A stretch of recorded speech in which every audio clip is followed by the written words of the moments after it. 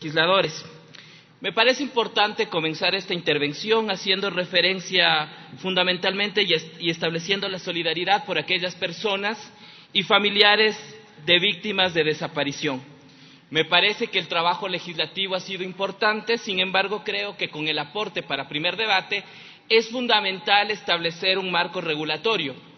El trabajo legislativo requiere minuciosidad, evaluación de cómo está la situación para poder tener una ley que cumpla con las expectativas, sobre todo de los familiares directos e indirectos de las personas desaparecidas. En ese sentido, me permito realizar las siguientes observaciones al proyecto de ley de actuación en los casos de personas desaparecidas y extraviadas. En primer lugar, en referencia al artículo 1, donde se habla del objeto, menciona y dice: la presente ley es prioritaria para el Estado y tiene por objeto, aquí sería la prevención, búsqueda, localización y protección de las personas desaparecidas y extraviadas, no de los derechos, porque nosotros no buscamos, localizamos a los derechos de las personas, sino a las personas extraviadas. Y así como también la atención, asistencia y protección de los derechos, ahí sí, de las víctimas indirectas. Creo que hay que mejorar la redacción en el tema del objeto. En segundo lugar, en el ámbito de la presente ley será aplicable en el territorio nacional a los ecuatorianos que se encuentran fuera del país y a los extranjeros. Hay un principio en el proceso de formación de la ley que hace referencia al principio de territorialidad, por lo cual sería un tema de política pública a través del Ministerio de Relaciones Exteriores de cómo brinda el apoyo y asistencia técnica a los ecuatorianos residentes en el extranjero, pero la ley no puede regir en el extranjero por principio de territorialidad. En tercer lugar, en el artículo 3, numeral 11, se establece el principio pro hominem y dice que en la investigación, búsqueda y localización de las personas desaparecidas o extraviadas se debe referir a la norma o criterio más amplio de protección de los derechos humanos. Si nosotros queremos establecer una acción afirmativa, debe buscarse un nombre adecuado, porque el principio pro hominem ya se encuentra incorporado al bloque de constitucionalidad desarrollado a través del Sistema Interamericano de Derechos Humanos y es el principio de favorabilidad en la protección y tutela de los derechos, que es distinta a la definición, es decir, la ley no puede modificar el contenido o lo que se entiende por el principio pro hominem. Luego, me preocupa un poco el tema de lo que tiene que establecerse en relación a la diferenciación de las desapariciones, porque se hace referencia a una desaparición voluntaria. Si es que la desaparición es voluntaria, ya no es desaparición como tal, pero sí establece la obligación del Estado a enmarcar la política pública para la prevención de esto que se ha denominado desapariciones voluntarias. ¿Por qué? Porque de acuerdo a las estadísticas del Ministerio del Interior, el 95% de desapariciones son voluntarias, pero cuando el Ministerio del Interior engloba y dice cuáles son las causas, son problemas de violencia intrafamiliar, problemas económicos, problemas sociales. En ese sentido, me parece que es importante determinar y establecer una institucionalidad lo suficientemente fuerte que permita trabajar el tema preventivo para las desapariciones voluntarias. Y eso tiene que ver con algo que lo discutimos en el mes de noviembre y diciembre en esta Asamblea Nacional, porque cuando nosotros tenemos que analizar aquello, no debemos referirnos a la reducción del 95% del presupuesto en la asignación para erradicación de violencia contra la mujer y violencia intrafamiliar.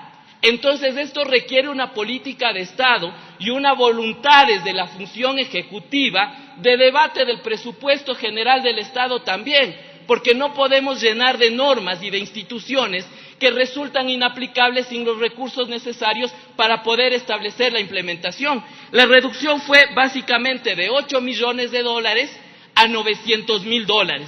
Habrá que también realizar un proceso de fiscalización para determinar cuál fue la razón de la reducción presupuestaria.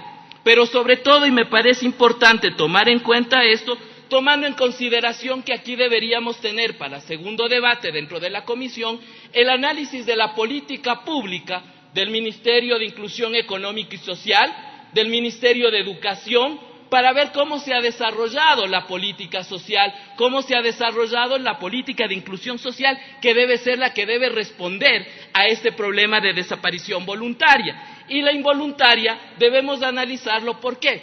Porque en el Código Integral Penal tenemos dos figuras: el plagio, el secuestro y algunos otros tipos penales que en el momento en el que planteamos la ley podría existir contradicción de tipos penales.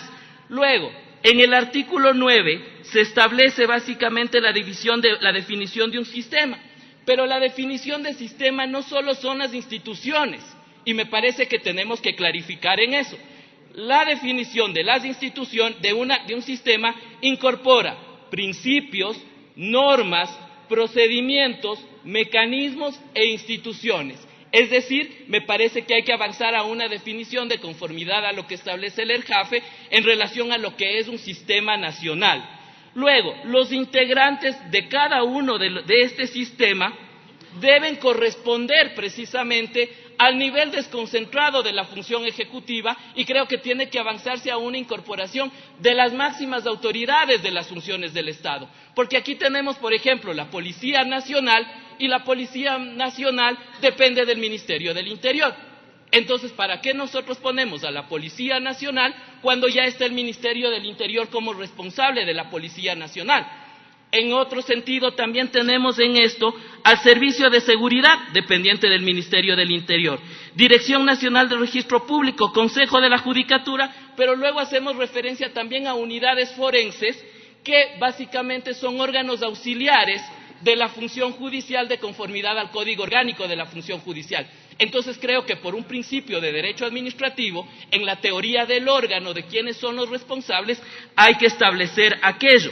Luego, se establece como al Ministerio del Interior o a su delegado, básicamente como coordinador, pero esto no corresponde a las atribuciones que le establece el ERJAFE, ni tampoco a las atribuciones que le establece el artículo 10.1 y 10.2, y ahí sí sería importante articular la existencia del sistema, del órgano coordinador y del comité, que también tiene una definición de esa manera, donde no corresponde a lo que establece el 10.1 y 10.2 del ERJAFE, es decir, órganos de coordinación interinstitucional que establece la ley, el derecho administrativo, cuáles son los requisitos. Por ende, no podemos inventarnos las instituciones. Me parece que es importante también hacer referencia a partir del artículo 17, donde se hace referencia a las unidades especializadas de investigación de personas desaparecidas.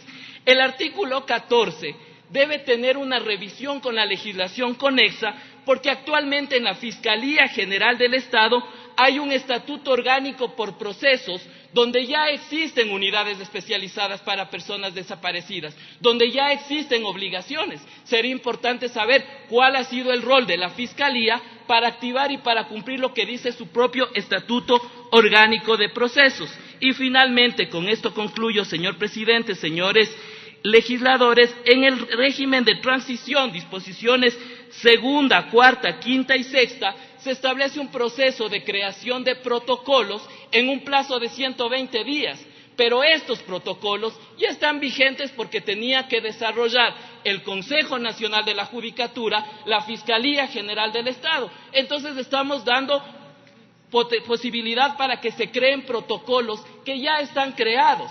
De pronto la alternativa es una revisión o una reforma a esos protocolos, porque de lo contrario, sí tengo un minuto, señor presidente, porque de lo contrario lo que puede pasar es que creamos una normativa que al final resulta contradictoria con las normas preexistentes.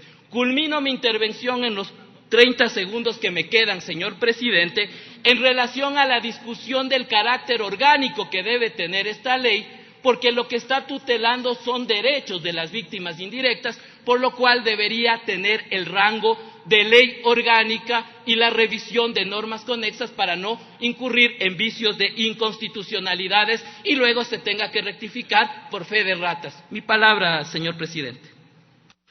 Tiene la palabra el asambleísta César Carrión.